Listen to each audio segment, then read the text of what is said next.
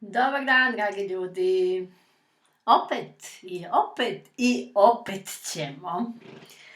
Imam jednu temu, imam puno tema, ali nešto želim da pojasnim, da malo porazmislite više o tome, onda klikne prosto. Kada se radi, često se priča ovo, priča se ono, znači kada ljudi rade na tom razvoju psihe, i vrlo je zbunjujuće iz razloga što jedna stvar nije jasna.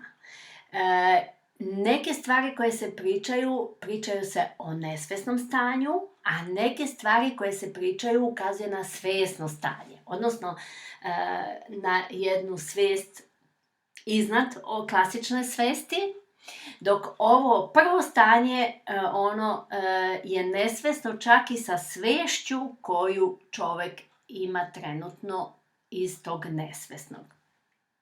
Tu ima razlike između ta dva stanja. I sada, osoba koja ima svesnost, ona vidi ovu nesvesnost i čak i sa tom svešću koju čovek ima.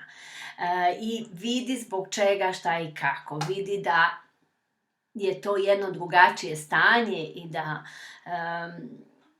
je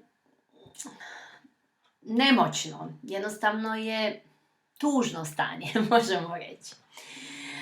U tom stanju imamo i veselosti i sreće i radosti u tom prvom, tom nesvesnom stanju. Ali najveći problem je što nije konstantno, što nije to uvek tako, nego što u momentu kada naiđe nešto, poljulja se sve to. Čim ste vi skloni nervozi, ljutnju, besu, nezadovoljstvu, onda ste u nesvesnom stanju. I vi nikako ne možete da shvatite osobu u svesnom stanju, u tom jednom stanju iznad svesti.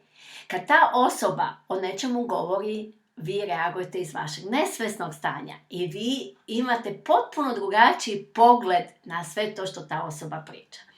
Zato, recimo, moji postovi mogu da vam budu kontradiktorni, mogu da vam budu nestvarni, mogu da vam budu da nije pozitivno, da nije okej. Jeli?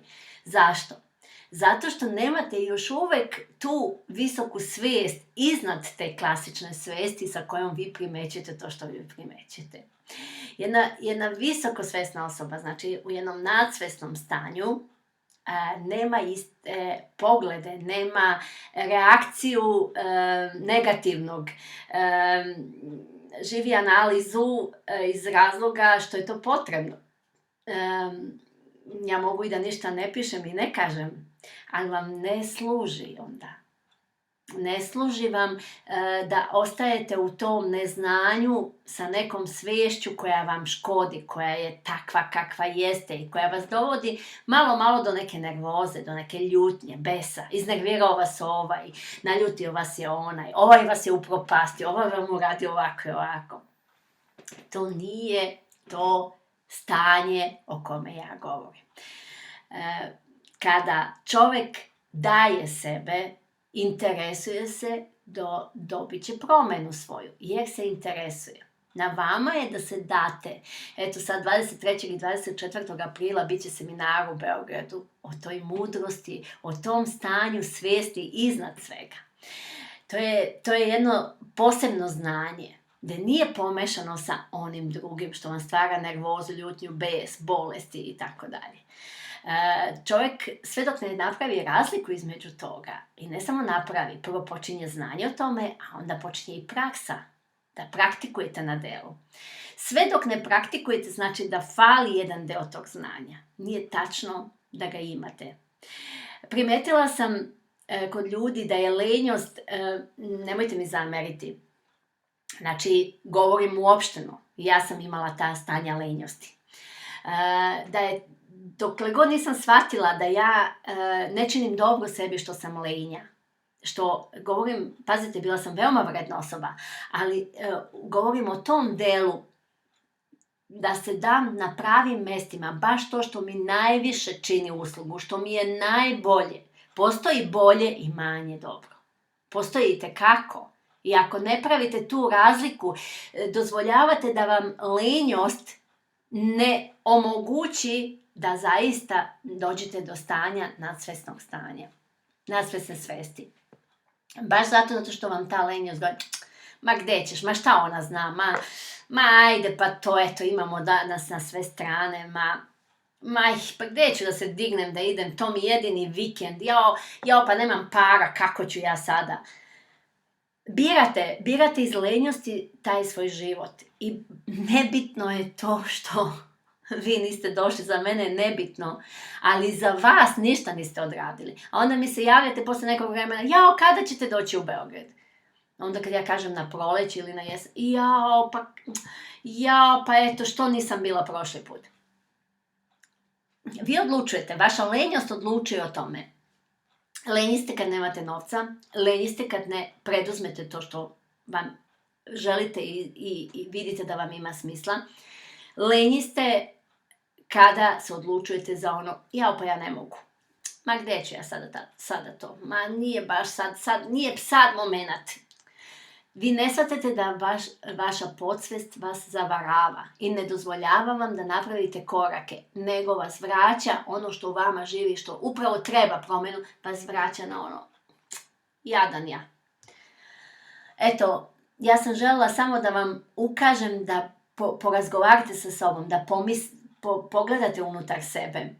Jer znate zbog čega ovo govorim? Dešava mi se u zadnje vreme da neki ljudi koji su drugačiji, koji su iskusili neke promene, oni tek sada vide šta tu sve još može da se promeni. Pa čak i finansijsko stanje i sva stanja, ali nije samo finansijsko. Znači i zdravstveno stanje, ono se menja kada se ovdje menja. I dešava mi se da ljudi jedva čekaju, već su se organizovali. Prva moja informacija, već su sami rekli, dolazimo, mi 100% dolazimo. Sigurnost. Ne koče ih više lenjost, jer su shvatili da je to jedan put koji ih vodi u svesnost, iznad svesti, da ne budu više žrtve. Jer šta se dešava? Iz lenjosti sebe kočite za ovo, za ono, a sutra vam ono i ono se pojavljuje, nešto što vam ne stvara zadovoljstvo, što vam smeta, što vas boli, što vam je nemoć. Ali onda kažu ljudi, pa to je slučajno. Ne, nema slučajnosti. Lenjost je u pitanju. Ja sam mnoge stvari odradila, bila sam čak i u toj lenjosti, ali sam tu lenjost odbacivala prepoznavanjem da ja neću da budem lenja, odnosno hoću da budem aktivna. Hoću da odradim dalje na mom putu, da postavljam prave temelje, da razvijam dalje sebe, znači ne govorim sada meni je zdravstveno stanje super. Ja mogu da kažem sad, pa ja imam super šta me briga, živim u državi koja može da se živi, pa vi vidite šta ćete. Mogu. Neko će reći, pa ona pravi karijeru. Šta je loše u toj karijeri? I kada čovjek pravi karijeru? Kad ima čime? I ta karijera treba da služi. Karijera. I Nikola Tesla je napravio svoju karijeru. Kome sve služi? Svima nama. Najteže je odlučiti se, pomaknuti se iz lenjosti, dati sebe ovde, promeniti stav o nemoći i okrenuti se, ja to mogu, ja ću to da uradim. To je meni želja, ja sam tamo već. To kad ljudi ne shvate, zato i boluju, zato onda i u bolesti ne mogu da izađu. Ali je na vama da vi shvatite tu moć u sebi. Kada imamo tu moć, nema lenjosti.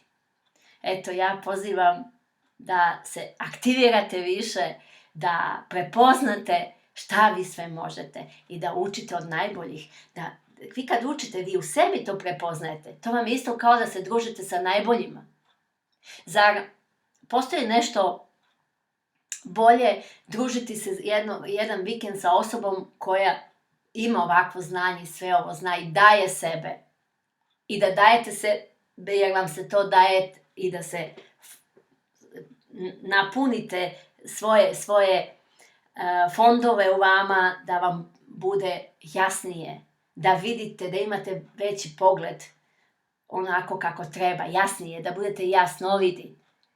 Ili ćete radije izabrati da sedite kući, da pijete kafu sa komšinicom koja vam se žali od ranog jutra kako se posvađala s mužem ili neke majka to koji nije dobro ovo, nije dobro ono, kako je sve loše, kako je politika loša. Na vama je. Ja s moje strane nisam lenja. Postala sam vredna i dajem sebe. I rezultati govore. Na vama je da vi dajete sebe i da tako nešto uzimate i sami. Da se pridružite. I glumci kad snimaju, oni se udruže. Najbolji snimaju, daju sebe. I svi drugi ljudi koji nešto rade, najbolje postižu. Daju sebe. Oni koji se prepuštaju lenjosti, izbor. Pa kaže, ne zavisi od mene. O da, 100% sve zavisi od tebe. Ali nemaš znanje, nemaš svijest da zavisi od tebe i onda zato smatraš da ne zavisi od tebe. Da ne zavisi od mene, ko zna kako bi bilo. Ali hvala Bogu da zavisi od mene i hvala Bogu da jesam ovo što jesam. I delim sa vama. Eto, vidimo se u Beogradu.